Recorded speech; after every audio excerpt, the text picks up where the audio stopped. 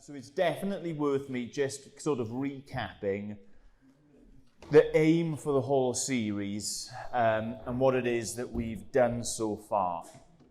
So does anybody who was here last month want to fill the gang in on what this is? What is on this table? It's one of my Bibles. This is actually the entire Old Testament, but instead of being bound up into one volume, it's all the individual books or documents in their own little book. Actually, they're scripture notebooks, so they're half the Bible and half plain space for taking notes in and what have you. And the aim, if you like, of this course is to help us understand how the whole Bible fits together, how the life of David has got anything to do with John on an island seeing a vision of the new heavens and the new earth, or how Mark sharing his experiences and the experiences of Peter of wandering around Judea has got to do with somebody called Abimelech. You know, how does the whole story, how does it all fit together?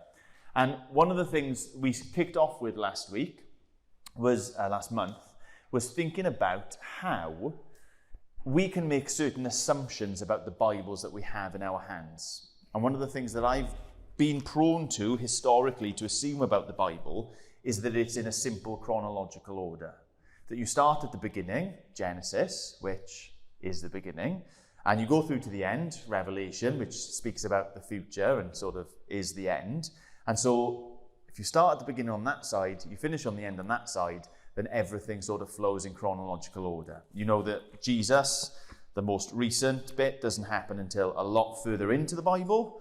And there's lots of things like that that sort of help us make that sort of judgment that is one of the ways the Bible fits together. Start in the beginning, you make your way through, you get to the end. Only that's not true.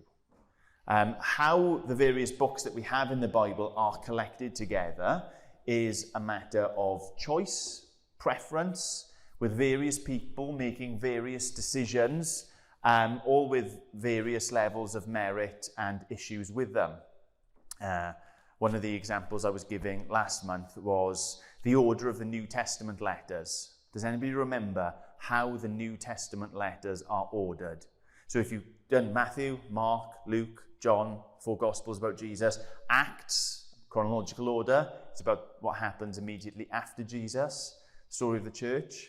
Then you get to Romans, that's the first letter. And then you work through loads and loads of letters, the last letter being Jude, I think that's right. Does anybody remember from last month how we order them? Yeah, it's literally in the number of chapters that they have. Except for the fact that it's all of Paul's letters first.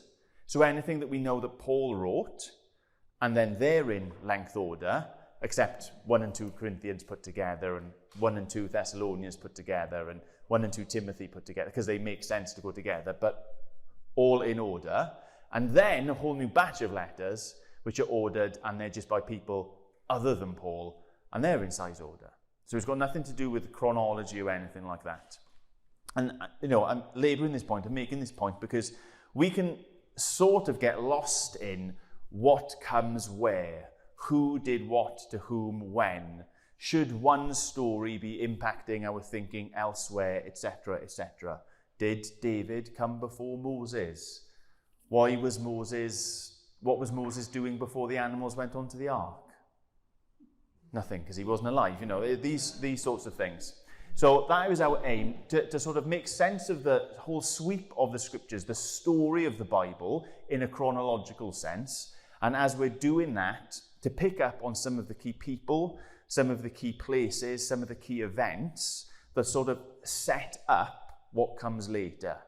The Bible is very much a book that's supposed to be read together and read and reread, and for one part to influence how we understand another part, Scripture helping us to understand Scripture.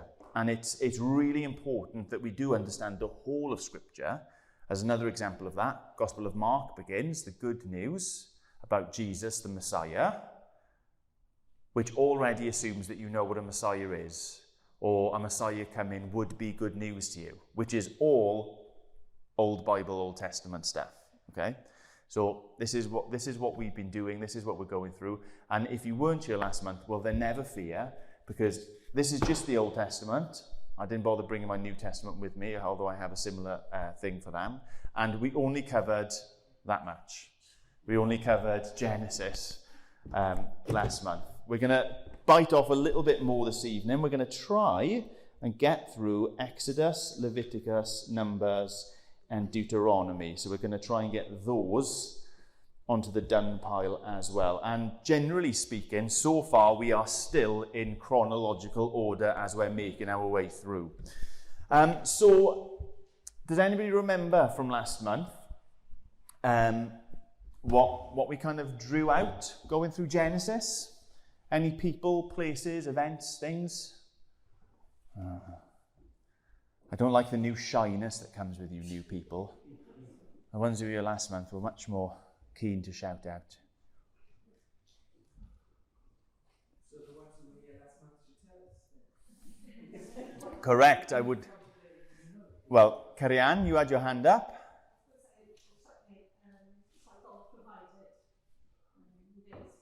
Mm-hmm.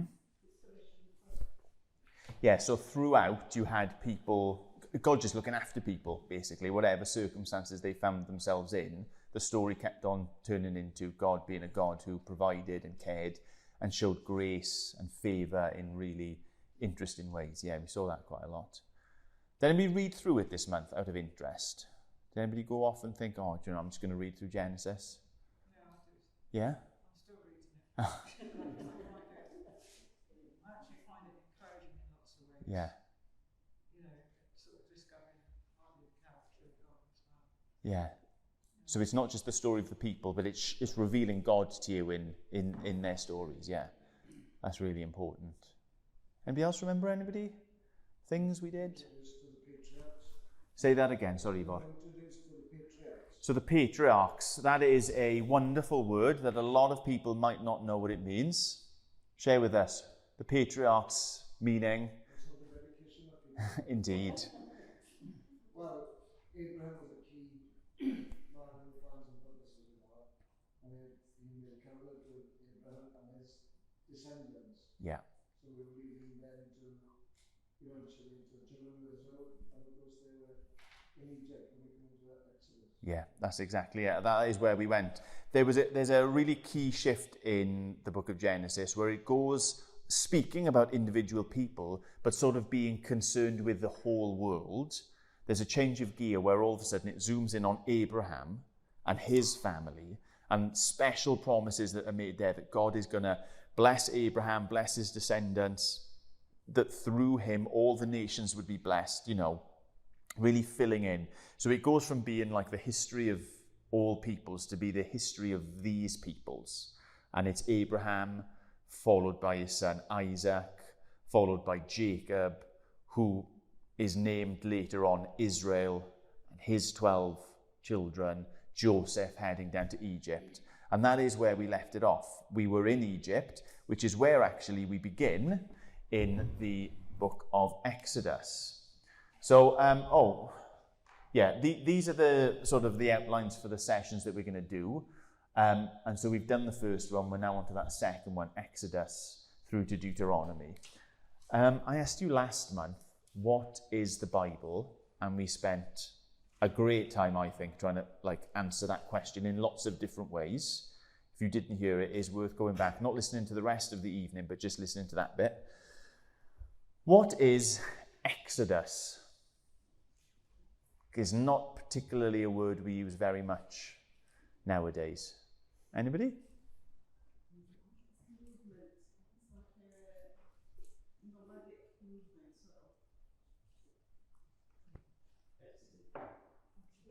So exiting, stealing a little bit of the word and just fiddling with the end of it, yeah. A movement.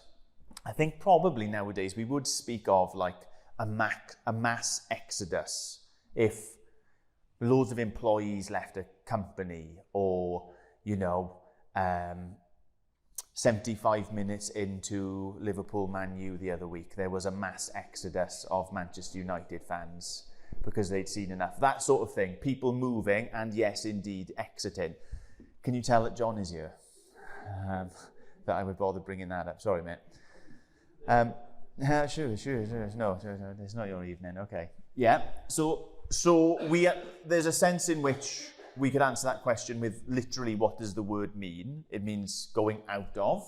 I think I even wrote down the word literally means depart. Depart. And it pops up, doesn't it, in the Transfiguration. When Moses is there and Elijah is there and Jesus is, it says, discussing with them his own exodus, his own departure. Basically saying that he's not hanging around with Peter and James and John and the rest of the disciples for much longer, but it's coming soon to the point where he will be crucified, he'll be raised to life again, and he'll ascend to heaven. Yeah. So the Exodus. In that sense. Any other answers? What is Exodus? Say that again. Journeying. Okay. So still trying to sort of define what the word is. But do we have any other sorts of answers? That's another definition. Sorry. I feel like no, I haven't any more definitions. Beth?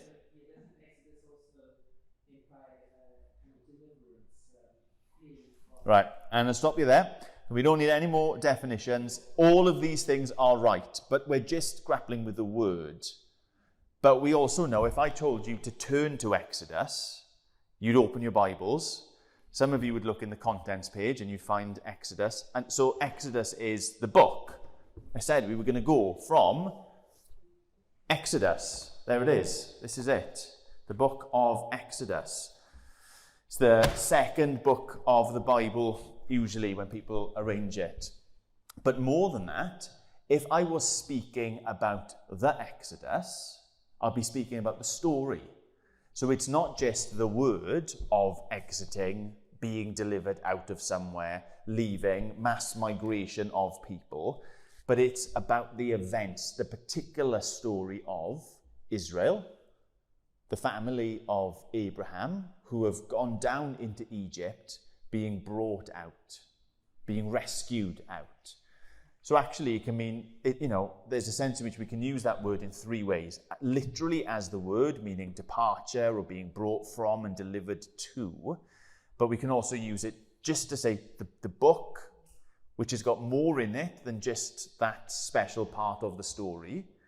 But really, when we're reading our Bibles, we need to have in mind the entire story.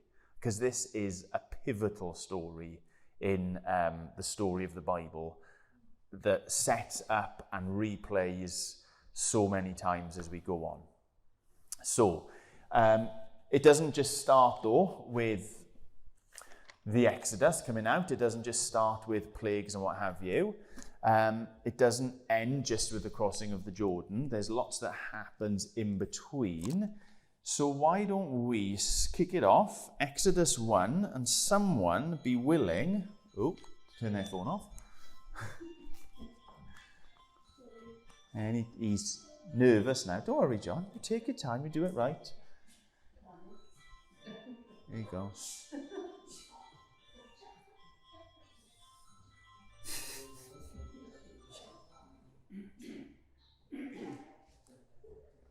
Now we're on speakerphone. Come on, somebody volunteer to read Exodus chapter 1, verses 1 to 7. And this really will show us how it links in with Genesis as well, where we've been last month. Anybody? Yeah. The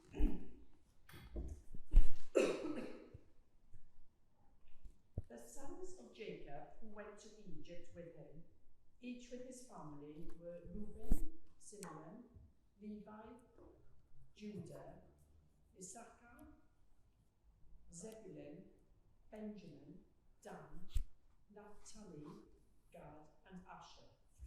The total number of these people, directly descended from Jacob, was 70, His son Joseph was already in Egypt. In the course of the time, Joseph, his brothers, and in all the rest of that generation died. But their descendants, the Israelites, had many children and became so numerous and strong that Egypt was filled with them. Okay, so how does it link to the past then? It's actually one of, I think, the easier examples to show of how the different books of the Bible link together. How does it link to the past? Yeah. It's, literally naming the people who were involved in the final story in Genesis. It's literally recounting like the end event as well, not just the names, but the thing that happened. There was the famine. They went looking for help in Egypt. Joseph was there. Joseph was able to provide for them, and he said, why don't you all come down? Why don't you all come and live in this place, and I'll take care of you? And that's exactly what happened. So when we come to think about like how does the Bible fit together, here's just a slam dunk, a really easy one. It picks up exactly where the last story ended. And when you think about it, starting this way is, in a sense, deliberately telling us you should know what's gone before. Does that make sense? That these aren't supposed to be new characters and new names introduced to us, because in fact, essentially they're about to disappear within a paragraph. But it's telling us, right, this is carrying on where we left off with the book of Genesis. Okay, would someone else read verse 8 down to 14, please? Yeah, thanks, Becky. Then a new king, to whom Joseph meant nothing, came to power in Egypt. Look, he said to his people, the Israelites have become far too numerous for us. Come, we must deal shrewdly with them, or they will become even more numerous. And if war breaks out, we'll join our enemies, fight against us, and leave the country. So they put slave masters over them to oppress them with forced labour, and they built Pithom and Ramses as store cities for Pharaoh. But the more they were oppressed, the more they multiplied and spread. So the Egyptians came to dread these Israelites and worked them ruthlessly. They made their life bitter with harsh labour in brick and mortar, and all kinds of work in the fields. In all their harsh labour, the Egyptians worked them ruthlessly. So if you think about the first couple of verses sort of linking us in with what's gone before, these verses are sort of teeing up the idea that where we've arrived at is not good. I mean, that's pretty obvious, isn't it? It's not a nice description, but there's no sense that the promise has been fulfilled, even though in the earlier verses there were sort of breadcrumbs of what the promise was. Do you remember what Adam and Eve were told? To go forth and multiply, to fill the earth. Similar command, instruction, promise, if you want to look at it that way, was given to Noah as well. And then if the promise to Abraham was that he would have descendants who were as numerous as the stars in the sky, verse 7 it says that they increased and became so numerous that the land was filled with them. And you're like, oh, does that mean that like we're at that point where everything's going to be like as it's supposed to be? They've listened to God's instruction. Yeah, he's going to make things right. They're going to enjoy perfect harmony and life with him restored and all of this. And then verse 8, well, actually, change of regime. The Pharaoh who knew Joseph, who loved Joseph, who'd given him the special privilege, he's gone. Someone else came who's scared. That's a massive theme in Scripture of people just being fearful of one another. And it is something that rings really true just with humanity and our like human condition, is that we were scared. All the time scared of people who are different from us or separate from us. We sort of find a measure of comfort in our close-knit groups. But as soon as you get too far removed from me and my kind, we're always suspicious of one another, and that's constantly over and over again happening in the Bible. So that there's clearly something gone wrong. there's this new ruler now who isn't just scared of them, but is making their lives difficult, is making their lives hard on purpose. If we'd have kept on reading, speaks about initiating like big government-endorsed plans to ethnically cleanse them and get rid of them. It's definitely not the resolution of the story. We're not like one chapter away from the end that you might hope in your heart is coming round the corner. In fact, if you've got eyes to see it, you might at this point think back to, Genesis chapter 3, when Eve and Adam have sinned, they've eaten of the fruit, judgment comes, and God says there will be enmity, Eve, between your seed and the seed of the serpent. So there's a sense in which all the way through the Bible we're going to be thinking, well, who is the one? Who is this seed of Eve who was going to put everything right? Or you might put like fresh language on that after Abraham's story. Like, who is his descendant? Later on, we're going to put fresh language on it again when promises are made to David that one of his descendants will sit on the throne forever. We're always looking for this one like champion, this one deliverer who's going to fix everything. But one of the other things we're supposed to be keeping an eye out for is this seed or this descendantness from the serpent, the enemy. Like I was speaking about this morning, the one who wants to steal and destroy and rob of life. And through Genesis that was there. There were enemies, there were those sorts of types. And if you read the first couple of chapters, 10, 11, 12 chapters of the book of Exodus, this Pharaoh character, this new king, massively fits that bill of someone who, like, why? And almost inexplicably just wants them dead. Doesn't want to bless, doesn't want life to flourish, doesn't appreciate the fact that here are people who work for the good of Egypt, building these store cities. Not pyramids, by the way. Pyramids already existed by this time. So the Israelites never built them. They were building store cities in Egypt, but just wants them to die. So there are problems. And you keep on reading. Chapter 2, you have the birth of Moses. Moses comes along, and he comes along in a really dire, desperate situation. You know, this decree has gone out that all the baby boys born amongst the Israelites should just be killed immediately, should be drowned. But instead of doing that, Moses' family put him in a basket. Literally, I think in Hebrew, it's in an ark. He gets put in an ark and then placed in the waters and is saved through an ark. And is picked up by Pharaoh's family, Pharaoh's daughter, and he's raised and he's brought up in the household of the royalty of the land. But he's a foreigner. He doesn't really belong there. And he does grow up knowing God's purpose for his life. We know Moses, don't we, as the one who's going to lead the Israelites out of Egypt. But even before God has commissioned him to do that, and we'll have a look at that story in a second, there's a sense in which he already knew that he was someone who needed to be responsible for these people and to lead an exodus of sorts.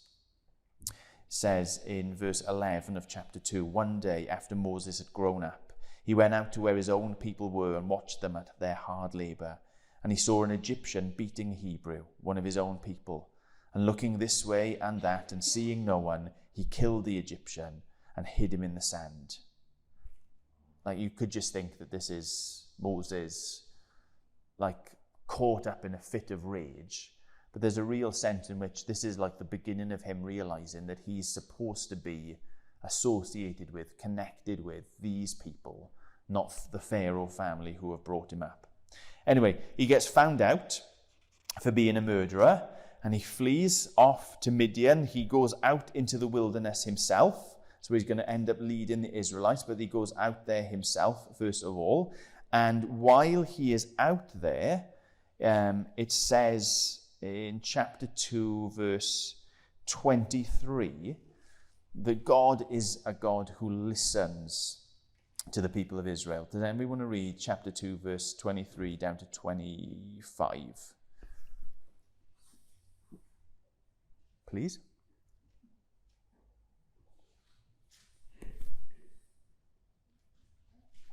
Jocelyn.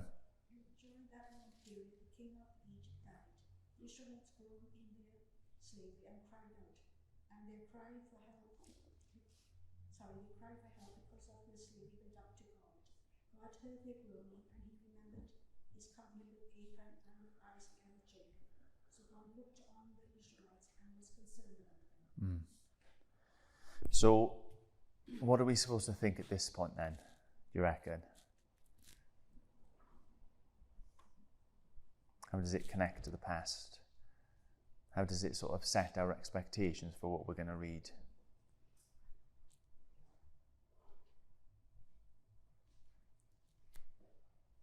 Remember his covenant with Abraham.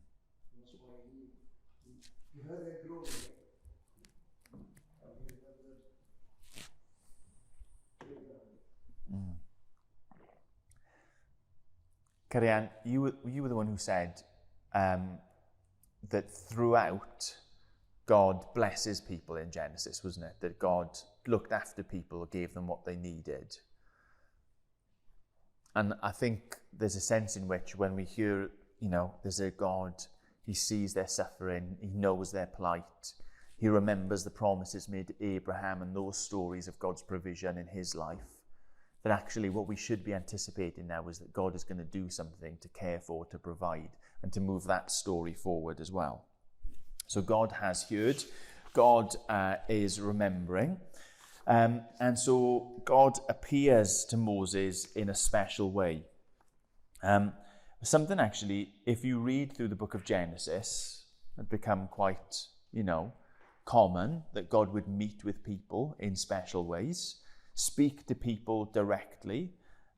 Abraham had these encounters. Jacob wrestled with God, didn't necessarily realize it at first, but then realized it later. That's how he got his name changed. God walked with Adam and Eve in the cool of the day in the garden. All of these sorts of encounters. But we're hundreds of years down the line, and we've got no sense in which that has continued. So this really is a special moment in Exodus chapter 3, when Moses encounters the Lord in the burning bush. Let me just read for you verse 7 down to 10. Then the Lord said, I have indeed seen the misery of my people in Egypt. I have heard them crying out because of their slave drivers, and I am concerned about their suffering. So I have come down to rescue them from the hand of the Egyptians, and to bring them up out of that land into a good and spacious land, a land flowing with milk and honey, the home of the Canaanites, the Hittites, the Amorites, the Perizzites, the Hivites, and the Jebusites. And now the cry of the Israelites has reached me, and I have seen the way the Egyptians are oppressing them. So, to Moses, now, go, I am sending you to Pharaoh to bring my people, the Israelites, out of Egypt. And surrounding this, more happens. Moses isn't particularly keen. He's tried it once. It's failed spectacularly. He's had to go and live for 40 years in the wilderness himself. But God reveals himself more fully to Moses. He reminds him of the name that the patriarchs knew. I am who I am, he says. Yahweh, he reveals himself to be. And Moses is given various things to help him in this task of leading the people out. His brother is brought alongside him to be someone who can speak for him. He's given him this miraculous staff and what have you. And God, works in history in monumental ways. If you go through the next couple of chapters, God's promise of deliverance starts to have sort of flesh put on those words. And time again, Moses comes to Pharaoh and says, the Lord is telling you, let the people go, or trouble will come for everyone in this land. And time and time and time again, there are plagues which come. And lots of people will look at the plagues. There's loads of different things. You can dive into them. What gods from Egypt they represent, how they tie in with the creation story and elements of like creation being rolled back, of God's goodness and kindness being withdrawn, and that's how harm comes and all of these sorts of things. But it ends up in this final plague, the plague of death on the firstborn. And when we think about, just to our ears anyway, a plague of death coming seems really significant. It's not just like some of them. One of the plagues is darkness, for example. And we can imagine how unpleasant and how miserable that would have made life. But this is speaking actually about the end of life. But we remember our little antennas are going off of how important our firstborn had been in the story of Abraham. Of how God wasn't the one who takes firstborns away, but is the one who gives miraculously firstborns. So it's a real big deal how being the firstborn, having that blessing and that right was something that had been fought over and disputed between Jacob and Esau. And this plague comes, and it's a plague that is going to affect everyone in Egypt, Israelite, Egyptian, animals, flocks of the field, all of that sort of stuff, except in the same vein as we saw time and time again in Genesis, God is going to be a gracious God. God is going to be a caring God, a God who provides. And he tells the people that anybody who takes a particular lamb or goat into their house, cares for it in a certain way, sacrifices it in a certain way, takes that blood, paints it over the door, really demonstrates their trust and their fidelity to God, that they will be passed over when the time comes, that they were going to avoid this plague, this final plague of the death of the firstborn. And that's exactly what the Israelites and some others do. You can read about that in chapters 11 and 12. And it becomes this monumental thing. That this is the straw, if you like, that breaks the camel's back. After 9 plagues, Pharaoh has said time and time again, no, you can't go out. No, you can't go out. No, you can't go out. I want to keep using you. I want to keep abusing you. I want to keep making life hard. I want to keep on this government policy long instituted of trying to ethnically cleanse you and so on and so forth. But this 10th and final plague, Pharaoh says, yeah, you better get out. We actually want to send you out. We want to get rid of you because it is obvious to us that you are nothing but trouble to us. And so, like the Passover, the story of the lamb, the goat, the blood that was shed on the doorpost, that the people were saved, that the people were rescued, that this was the real catalyst for them coming out of Egypt, becomes a really important, pivotal story in the history of Israel and in the history of Christianity, as a sort of a picture or a foretelling of what Jesus would do for us, how he would shed his blood so that when judgment comes, we can be passed over and we can be rescued, we can be delivered out into freedom. And just when I was kind of refreshing my memory on this week, there was a really fascinating detail for me, that if you're in Exodus chapter 12, the people still haven't quite gotten out of Egypt. So I think probably we know enough of the story that part of them being rescued from Egypt was to literally walk through dry land with water steeped up on both sides, passing through the Red Sea. Yeah? We know that part of the story. They've got Pharaoh, they've got the chariots chasing them, they've sort of had second thoughts, doubts about whether it's a good thing to send them away after all, and they're chasing them down, they're hunting them down, they want to sort of bring them back and make even greater slaves out of them. And God is going to part the waters in front of them so that the Israelites can go through, close the waters behind them so that they cannot be pursued anymore. But even before they've crossed the waters, this is what happens in chapter 12. Chapter 12. Where am I?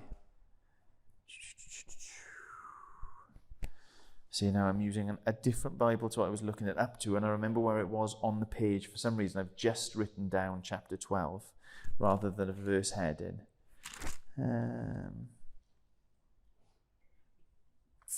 anybody see what I'm looking for? Essentially, it's the second half of chapter 12 that the Passover celebration, the annual ceremony celebrating Passover, is instituted and commanded even before the rescue is complete.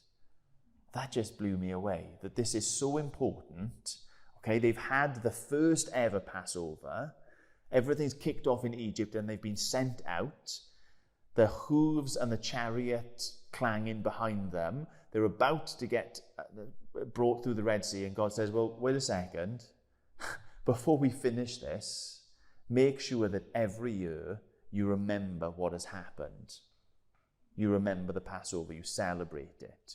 You remind yourselves, you encourage yourselves with that. You teach it to successive generations, because people need to know that I am a God who comes and provides a way for you to be saved. I am a God who rescue you from those who would do you harm. I am a God who will deliver you and bring you out, will exodus you and lead you to somewhere. Of chapter 2. Of chapter 2, yeah. I think a couple of times. No, you're right. Verse 14, this is a day you are to commemorate for the generations to come and shall celebrate it to the festival of the Lord, a lasting ordinance. This is something. And then you picked up on 21. Go at once. That is the actual Exodus. Later on, the first Passover, it says that this is something you're supposed to be doing, and who is supposed to do it. Foreigner residing among you, 48, who wants to celebrate the Lord's Passover will have to first be circumcised and what have you. There you go. And it's just that pivotal. It's just that important of how God made a way for the people, that even before the rescue is complete, he says, remember this, teach this, let this live long in the memory. And it continues to be long in the memory anyway. And then there's this miraculous crossing across the Red Sea. They're just, you can imagine it. Huge group of people. All the people of Israel, many people from Egypt who'd sort of joined themselves with them, who decided actually we want to be part of God's people, not part of Pharaoh's people. We want to be part of what God is doing and the life that he is willing to provide, not the death that just reigns back there in Egypt. They've joined with them as well. They've got this sea on one side of them, and they've got an army who is, frothing at the mouth on the other. And God parts the sea. The people pass through it. They arrive safely on the other side. The seas close, and those who are pursuing them can pursue them no more. And it's just God caring for them in a miraculous way. And they sing the first sort of song that is written in the Bible. You've got maybe like a poem that Adam sings about Eve in Genesis chapter 2, but chapter 15, Moses and all the Israelites, Moses' sister Miriam and others, they're there and in the moment, and they celebrate God and what he has done. They lift up their voices, they give thanks for him, they see his goodness on it all. And a detail that I love from Exodus chapter 15, if you want to go away and read it later, is that they don't just sing about what God has done, but they understand from what God has done what it means that God will do in the future for them. They look forward, because the rescue isn't finished in that sense. They're out now of Egypt. But you remember, God had promised a land, a place for Abraham and his descendants to settle. He'd spoken about delivering them in Exodus chapter 3 with Moses, that he would deliver them into a spacious land. They're not there yet. So they're anticipating as well, the God who has already done this will continue to be this sort of God. He will care for us, he will bless us, he will deliver us. And the next couple of chapters are all about how God provides. It's miraculous provision after miraculous provision. There's the miraculous provision of water. There's the miraculous provision of food. There's the miraculous provision of military might. There's victory in battle because God is with them. They're attacked. And Moses goes up and he begins to pray over this battle that's happening. And every time he is tired and his hands drop down, the Israelites begin to lose. But when he raises his hands and seeks God, the Israelites begin to win again. So that Joshua and Aaron, they lift up his hands so that until the battle is done, Moses is there praying and interceding for them. They've crossed the sea, and it is just the start. This is the point of God providing for his people. They haven't got the land yet. They're in the wilderness, and God is the God who takes care of them. And that, I think, is, again, another important lesson that sort of echoes through the scriptures, is that sometimes we can become overly enamored with the gifts that God gives, rather than God as the giver. Oh, God, you're the one, you're going to take us out of Egypt and you're going to plant us in this fertile land. All the way through, even at these points, the people are grumbling. Why aren't we there yet? Why aren't we there? Why aren't we there yet? But they don't need to be there yet in that sense, do they? Because they've got the most precious thing of all. They've got God with them, God who is caring for them. So even though they aren't in that land, even though they're not in the place of milk and honey, they've got all the water that they need. They've got manna every day coming from heaven. And you can read about that and how special and miraculous that is. That when they're in this unsafe place, like they're literally in tents, wandering around, being led by a fire and a pillar of cloud, vulnerable when they get attacked, God is there and God cares for them. So that's sort of where we are by the time we get to Exodus chapter 19. If you like, in one sense, the Exodus is done. If Exodus is all about coming out of somewhere, well, they're out now. They're well and truly out. You know, the waters have closed behind them. No one's pursuing them anymore. God has led them away from that place. They're now at Mount Sinai. The Exodus is done. But really, the Exodus is more than just about being taken out of somewhere. Again, this kind of goes into what we were looking at this morning. It's not just the removal of something, but the addition. He's not just taking them out of this place of death and slavery. He's delivering them into a place of life and freedom. So that the whole Exodus story is more than about just coming out. It's about going in. And the next sort of part of it isn't just the out of Egypt, but it's the marriage that happens. How God is going to wed himself to these people. And that sort of begins in Exodus chapter 19, where they arrive at Sinai, and it says that they camped there, chapter 19, verse 2, the desert of Sinai, and Israel camped there in the desert in front of the mountain. Now, again, mountains have already become important places. Later on, we'll figure out or be told for certain that the garden in Eden was up a mountain.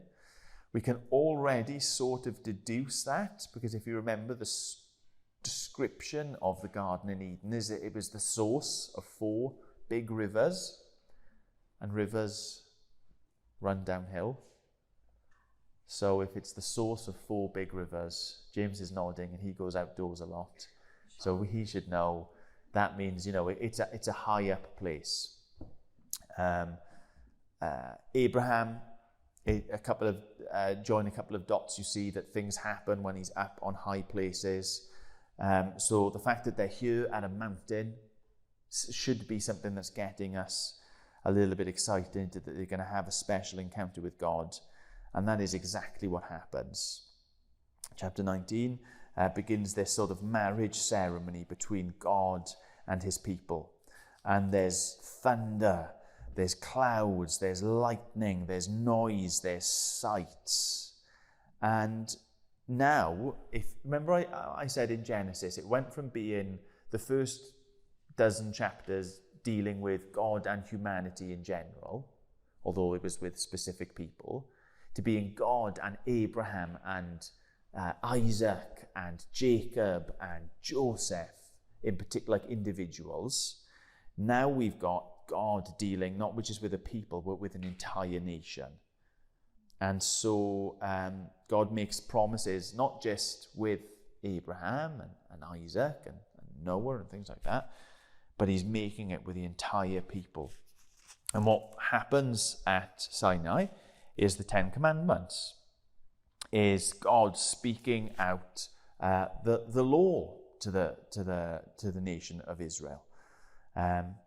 God says, I own it absolutely all, but even in the midst of that, you are going to be set apart from me. And that means that you will live differently because you are mine. Because you have me, you will be a different sort of people. Does anybody want to read the Ten Commandments? It's chapter 20. Someone could read from verse 1 down to 17. Please? Yeah, thank you, Anthea.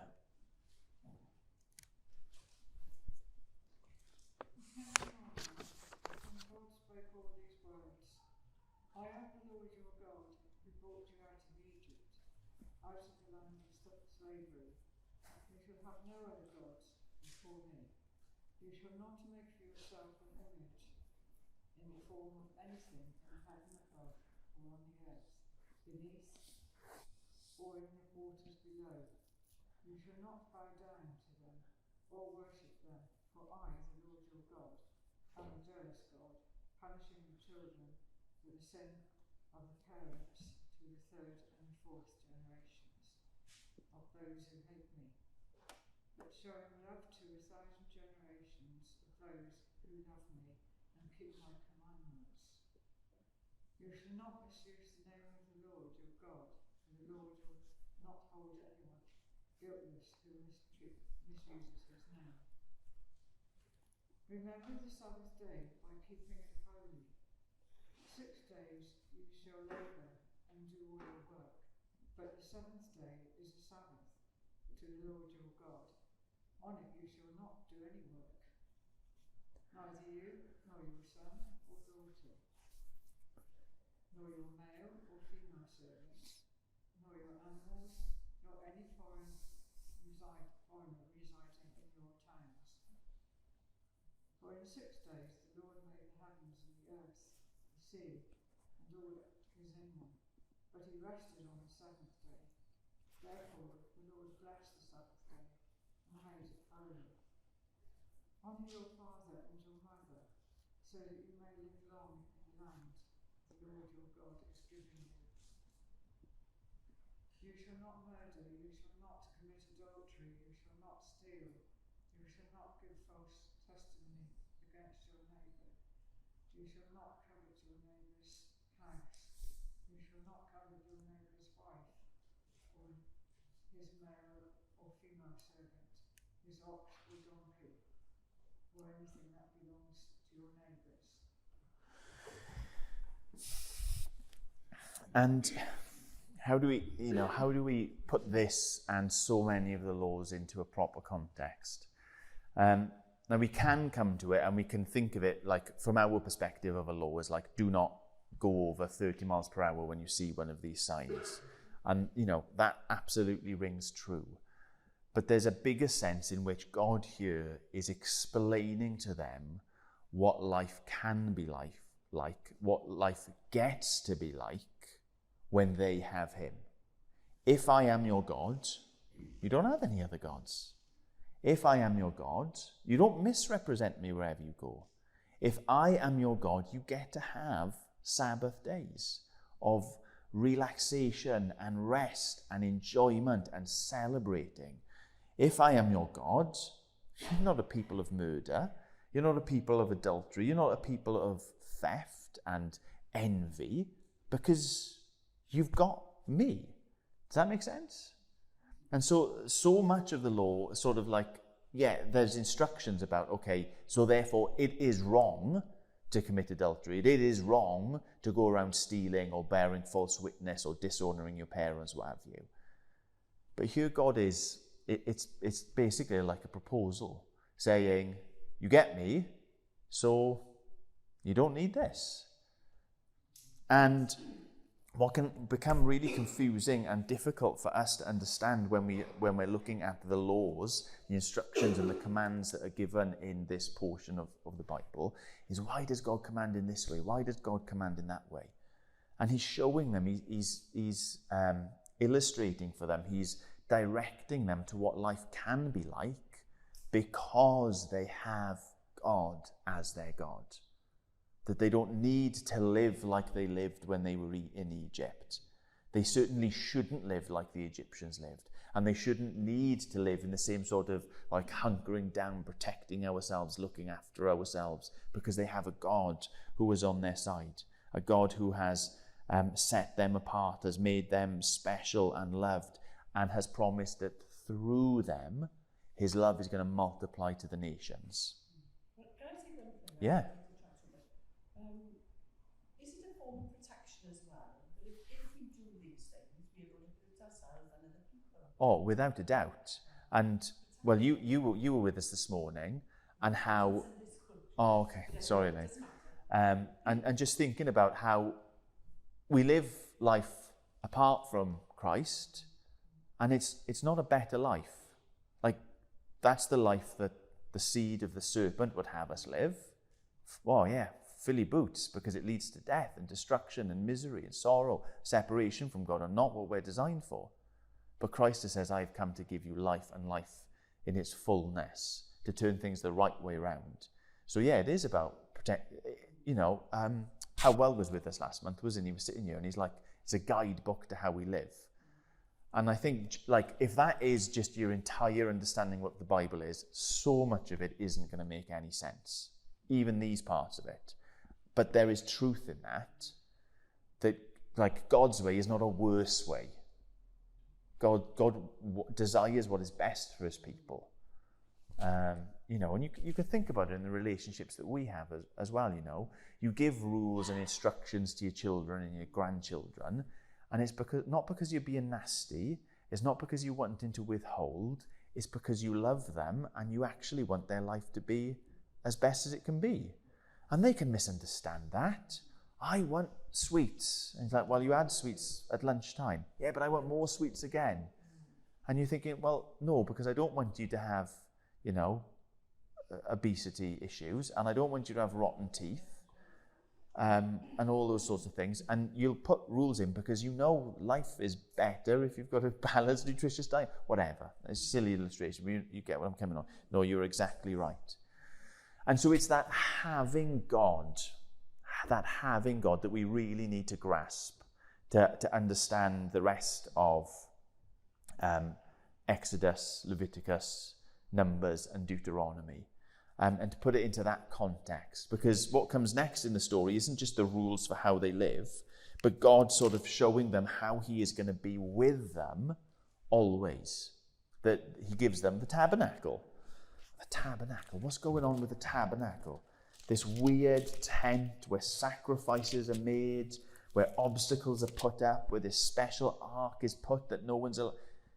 It's God revealing to them that he is there, that he is in their midst, that God will be with them, that they can, know his presence amongst them, whether they're up a mountain or not, like, if I could put it that way.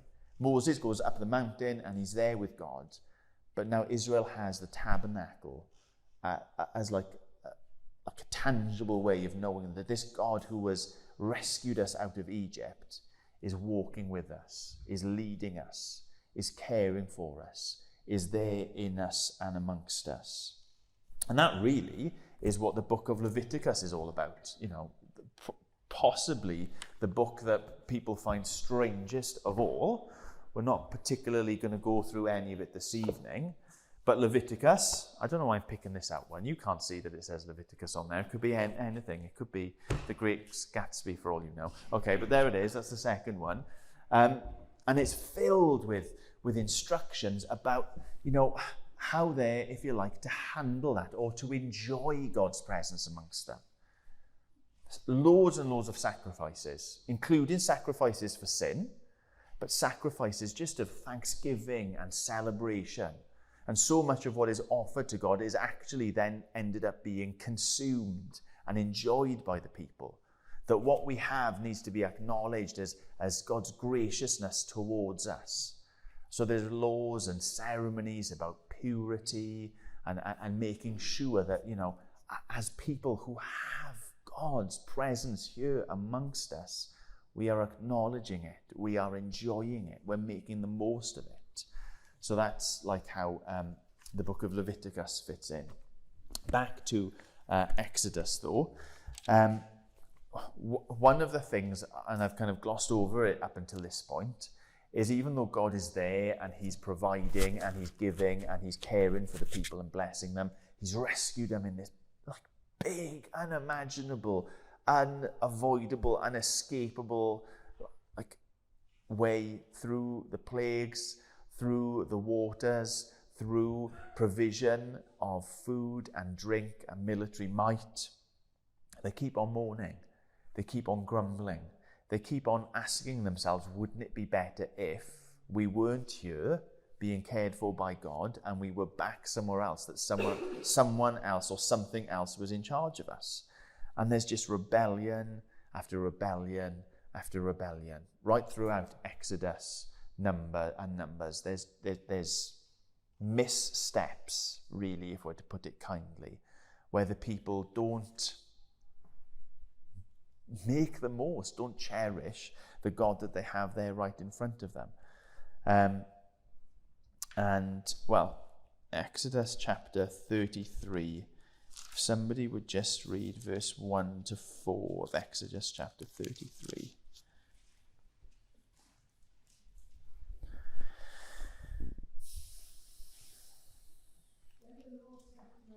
Sorry, let me just say, it comes after the rebellion of the golden calf. So this makes sense. We know the golden calf, Moses is up on the mountain, receiving the law. They get a little bit bored waiting, a little bit unsure whether God has just gone, do you know what? I don't want an entire people. I've got Moses, and Moses is enough for me. So they get worried, they get rebellious, they make the golden calf, they worship the golden calf. Involved in that is loads of the sort of practices and things that they're supposed to have not continued or brought with them from Egypt.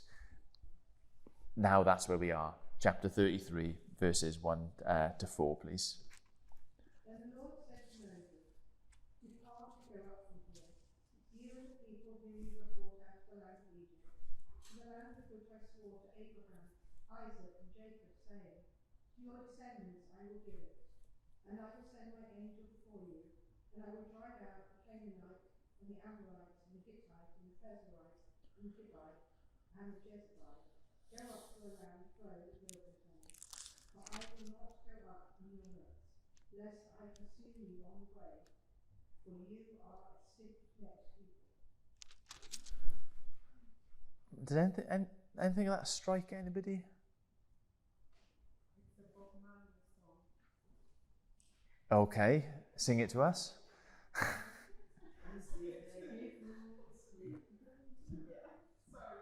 I mean, I'm going to be honest with you. The only Bob Marley song I know is No Woman, No Cry. And you're going to tell me that's not Bob Marley or something, I don't know.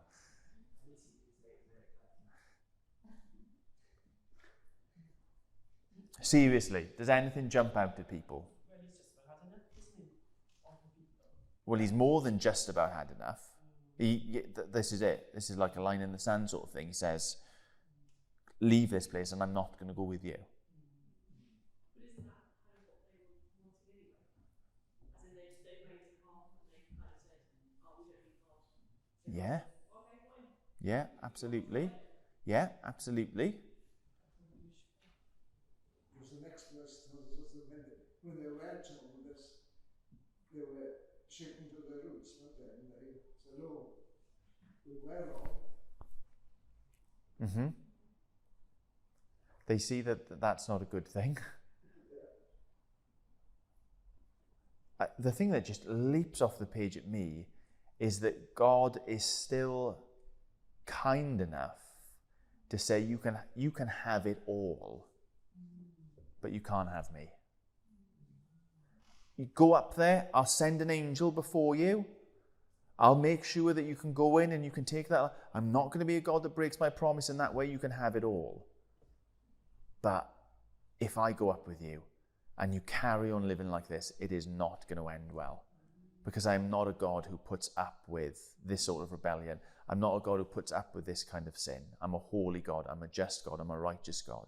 If these are the sorts of people you are, and not just these things, worshipping golden idols, but everything that's going to spin out from that, if you like, you could list the anti-10 Commandments. If you're going to end up being these people who steal and murder and covet and lie and trample down and enslave and all these things, there's only going to be one sort of end to that, and it's not going to be good for anybody. So off you go. I'll give you the land, but you can't have me.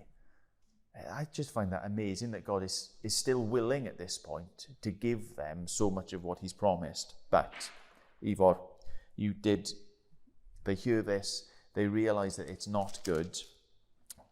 Ivor, would you read for us verses 12 to 17 of that same chapter?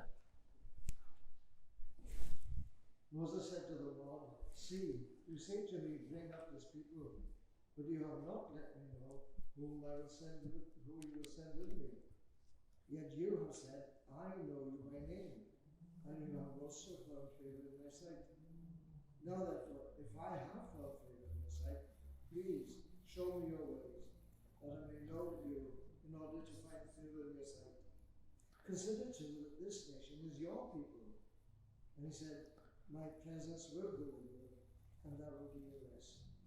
And he said to him, "If your presence will not go with you, do not bring us up from here. But how shall it be known that I have found favor in your sight, I and your people? Is it not in your going with us that we are distinct, I and your people, from every other people on the face of the earth?" And the Lord said to Moses, "This very thing that was spoken, I will do, for you have found favor in my sight, and I know you by name." Did anything jump out at people from that?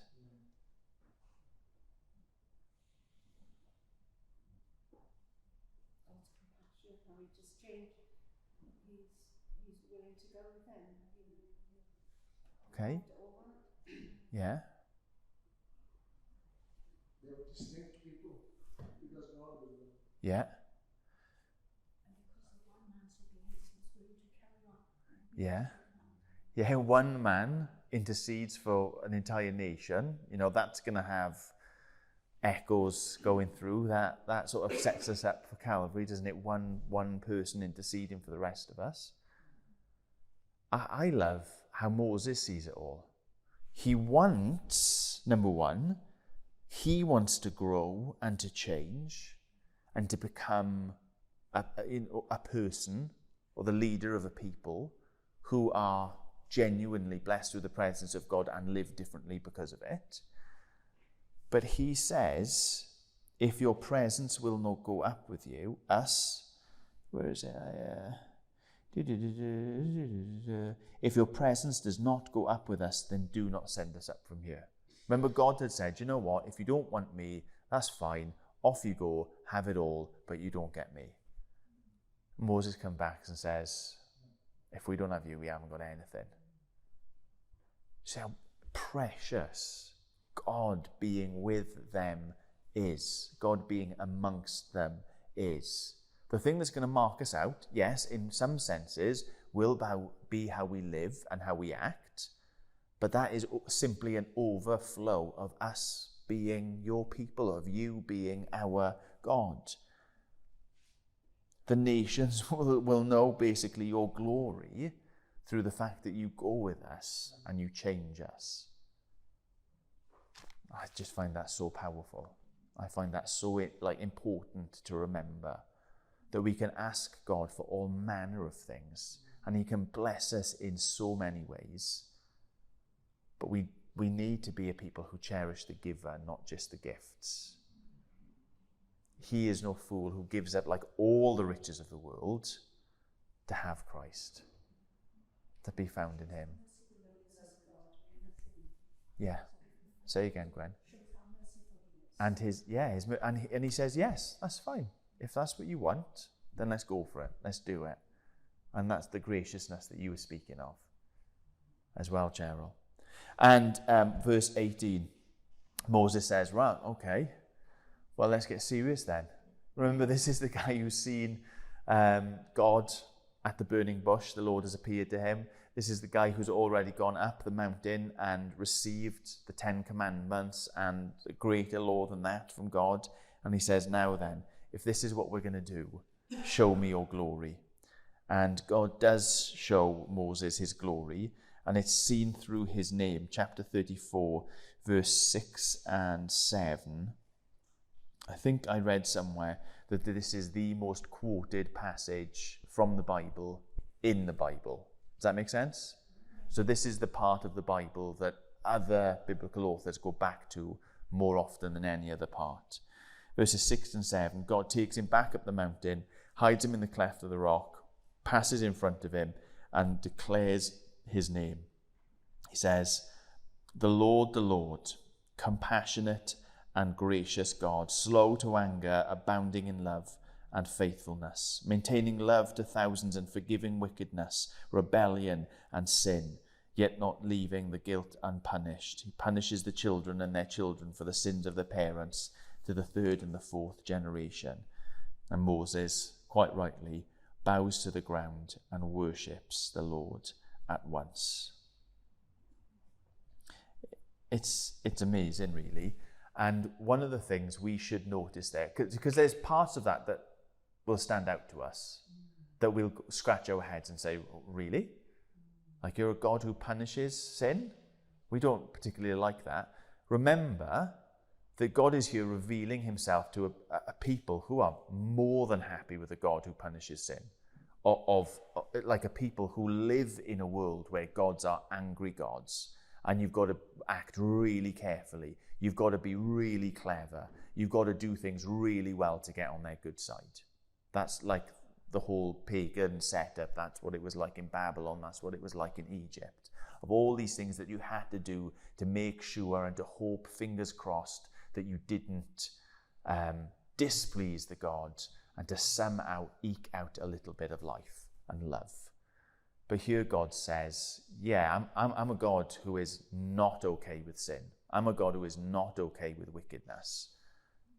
But the amazing thing that you've just never encountered before, which we take absolutely for granted, is that he is a compassionate God, a gracious God, a God who is slow to anger, that is abounding in love, maintaining love to thousands, and forgiving wickedness and rebellion and sin.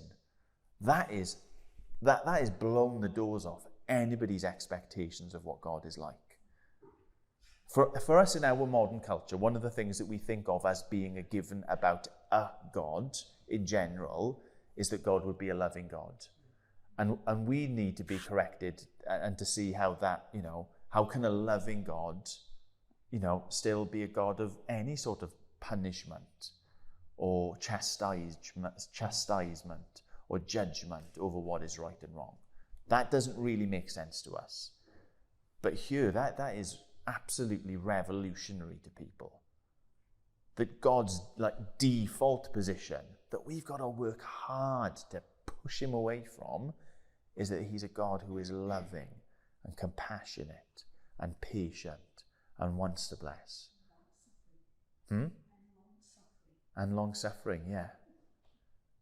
And the story so far absolutely bears witness to that, doesn't it? That he has been kind to people he's no business being kind to, except that that's the sort of God that he is. That he has been gracious to people that he's no business being gracious to. Well, that's what grace is, I guess. That here he is, he's revealing himself more and more to Moses and through Moses to these people. They've got absolutely no business being on the receiving end of this sort of kindness, of this sort of relationship with God. But that's who he is. And yeah, it should utterly transform how we see God and ourselves and our world and the relationship that we can have, which is built upon what?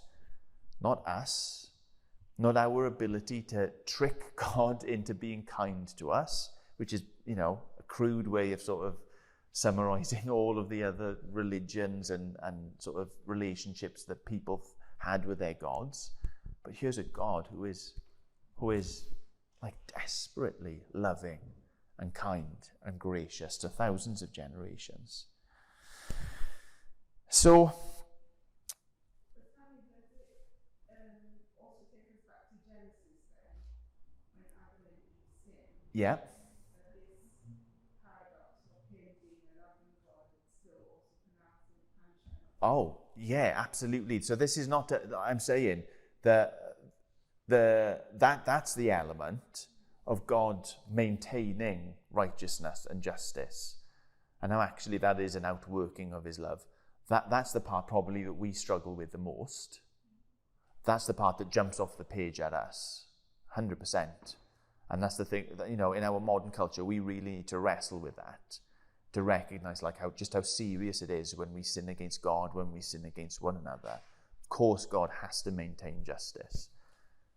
The thing that was revolutionary for them in their day was that God would ever be a God who would choose to be kind to people. That God would be a God who would go beyond his role just as a judge, say, or as, his right to be adored and worshipped, and would want to love and bless and care for people. And you do see that, that's what I'm saying, all the way through the stories that we've read so far. And Adam and Eve, that they sin against him, that they call him out as a liar. And he says, well, you're out of the garden. You will surely die, but here are some clothes. Here's some protection. Here's a long and full life. Here's children to begin that, fulfillment of the thing that I told you to do. When one of the kids kills the other, here's another child to take his place. Yeah, over and over again, a God who shows grace and love and compassion. So that's Exodus, or the book of Exodus, and the story of Exodus is definitely not done by the time you get to the end of Exodus. But you've got these people, they've been brought out, you've had this marriage ceremony, you've had God's presence made manifest, the tabernacle, Leviticus, the ceremonial laws, and the sort of the different ways that they can enjoy it, make the most of God being there with them. But you've also got rebellion. You've also got the people falling short in their expectations and their following through. And you've got, I'm just looking at the clock, 10 minutes left, a couple of highlights. Go to Numbers in your Bibles, flick through to Numbers chapter 9. Exodus, Leviticus, Numbers, Deuteronomy, they're all really different types of books. Exodus is very much like telling this story, which is why we've spent most of the time there. Leviticus is more like a manual for making the most of the tabernacle and living with God and enjoying him. Numbers goes back basically to being like the story carrying on, and Deuteronomy is basically one long speech or a few speeches that Moses gives. Okay, so if we don't get time to cover any other things, kind of file them away. That's what they are. They're the same sort of time period. Exodus is telling the story. Leviticus, a little bit of a user manual.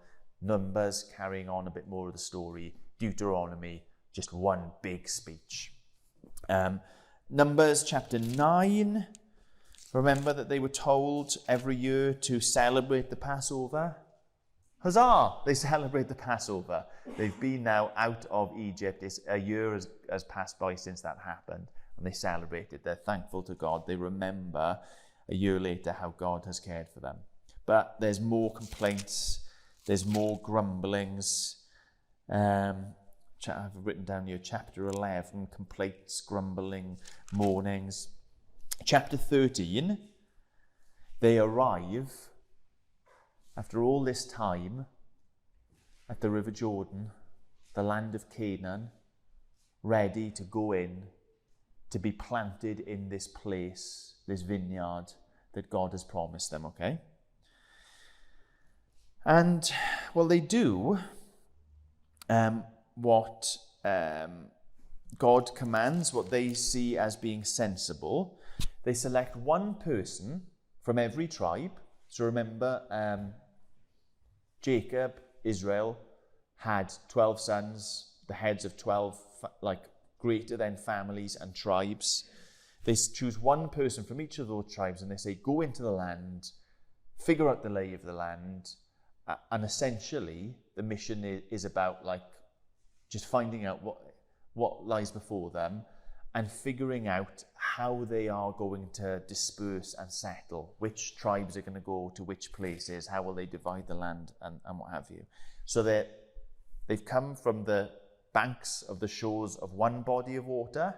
God has saved them through that, and they stand on the banks of another body of water, the River Jordan, and they're ready to be delivered into, like the closing ceremony of the Exodus.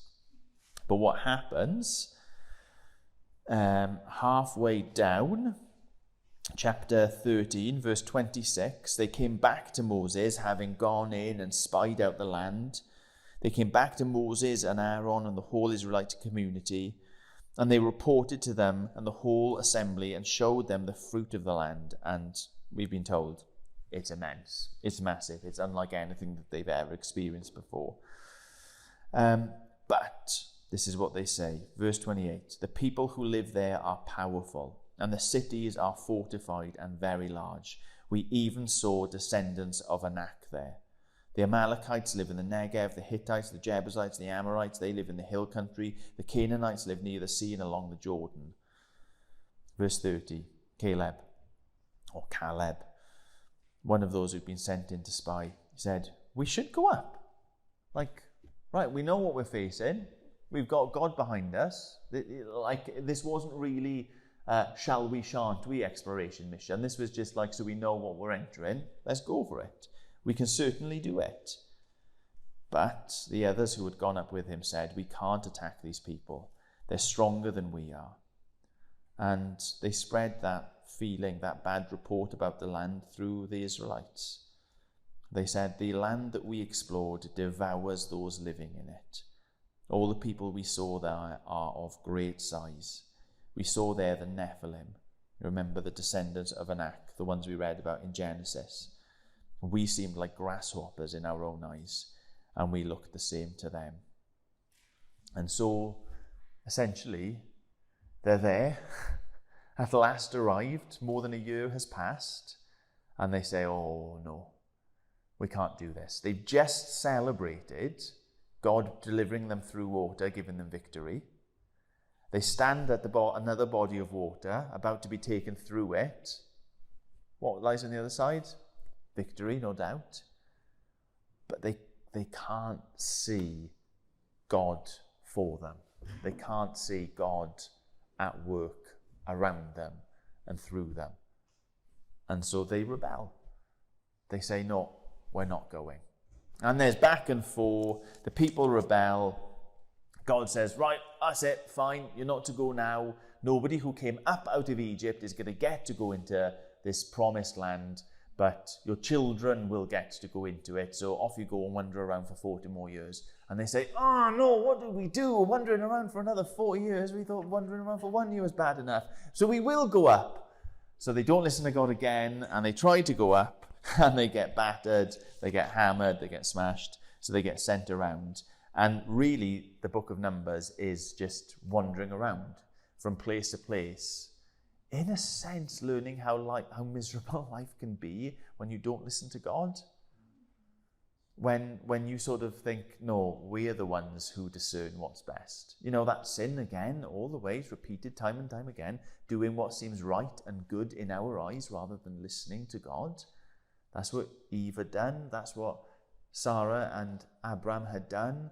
That's what the sons of God had done. Just rebellion time and time again. And so the rest, just to sum it up very, very quickly, of Numbers is just their wandering, is of them not going into the land, of the Exodus, in a sense, being put on pause, and still, though, yet in the midst of that, God caring for them, God providing for them, not abandoning them. When difficulties come in that arena, God is still the one who follows through. God is still the one who makes sure that they're preserved and they're kept.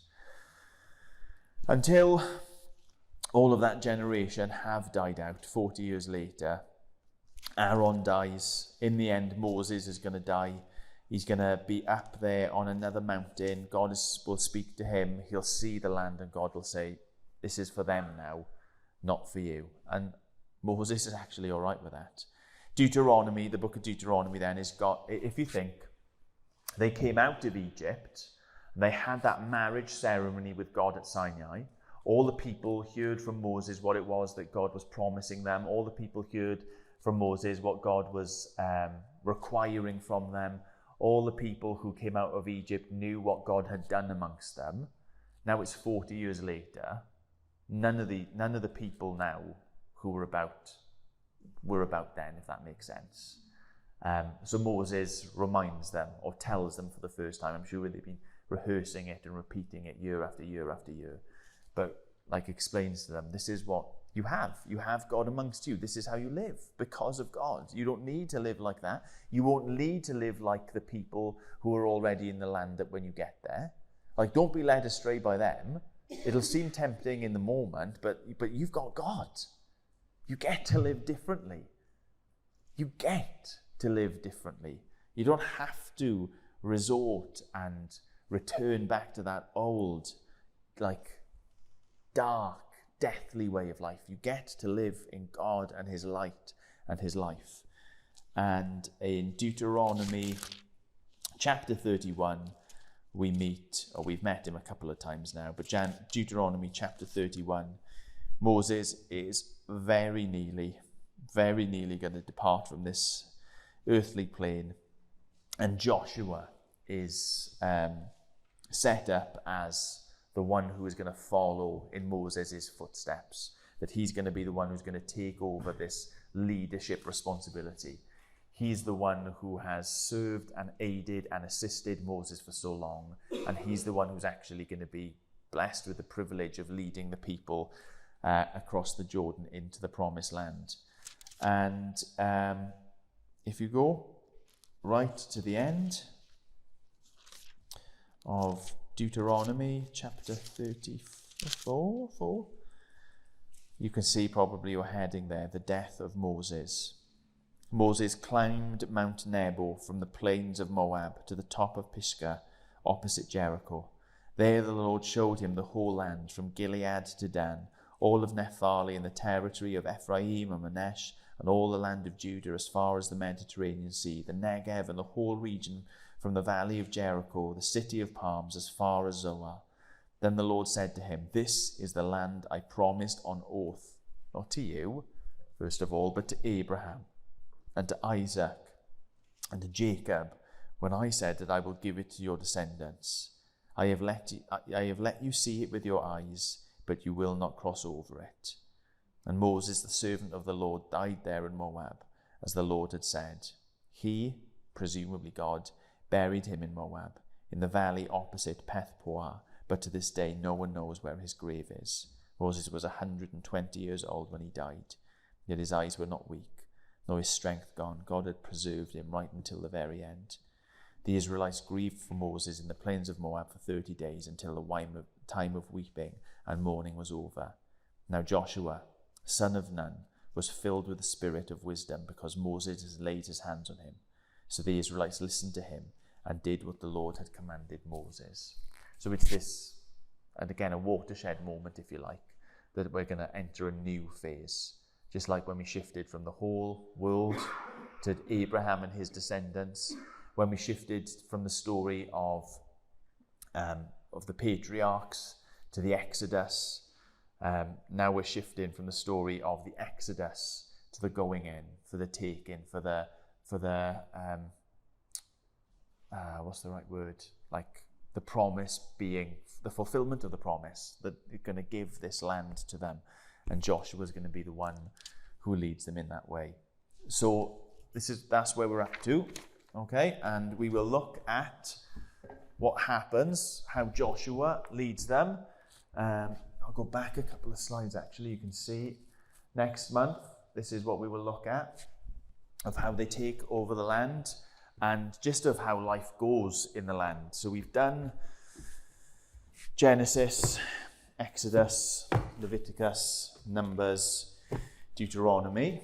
There's that stack done. Next month, we're going to go for Joshua and Judges and Ruth and 1 and 2 Samuel, and basically up until the time of the kings, of how the people enjoy and misuse life in God's place with him. So there we go. It's now 25 to 7-ish, so I apologise for that. Does anybody want to pray to finish off? Save my voice, please. Someone? Thank you, Adisa.